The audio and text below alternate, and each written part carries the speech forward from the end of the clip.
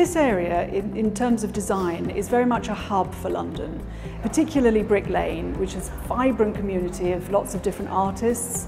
And the CAS has been here for so long, they've kind of gathered around us and we've grown around them. And that whole idea of people coming here and being a creative community is centuries old now. I chose the CAS because of its locality. You know, it's in East London, just off the centre of everything, especially design.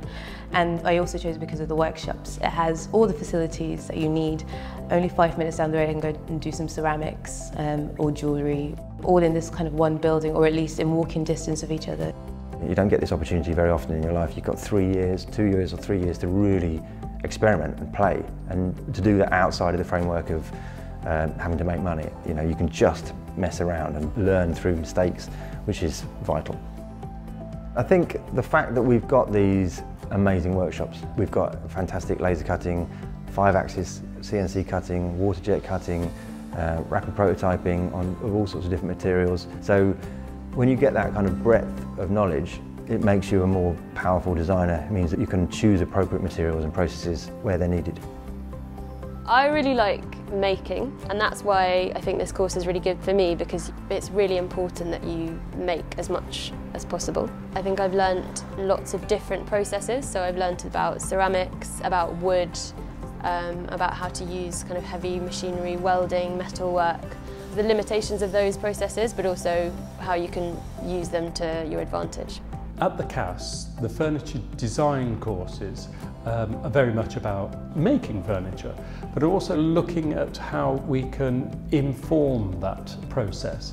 It's about opening the door to other avenues of thought and other ideas, so the cultural context in which we live, the history of design, culture, style, form, etc., and how that can influence the design of an object too. For me, the starting point of piece of design is always human body.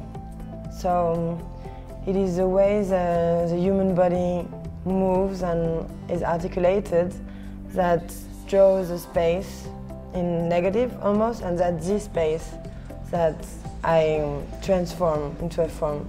So for me, form is function in a way, and it is a material that follows this form. People imagine the designing is kind of a creative eureka thing where they're waiting for a brilliant idea to come and strike them out of the sky. But actually they come when you understood what your client wants, or the brief, what the context is that you're designing for, who it's for, and all of this stuff is research. Then you can generate ideas, and you need to generate a massive amount of ideas. The more ideas you can generate, the better. So for this project I started researching into London TfL. I found out that there are 10 tons of newspaper wasted every day, and only 60% get actually recycled. And that's how the project of the full view chair came out. And the process is very simple. It takes over the same process that we used to make paper bricks, and it takes only water and newspaper and a strong pressure. So then you pass the concept stage, you're into this design development, and that goes all the way through to the end where you're looking at the detailing and the materials and the processes and getting this thing prototyped over and over again to make the thing right.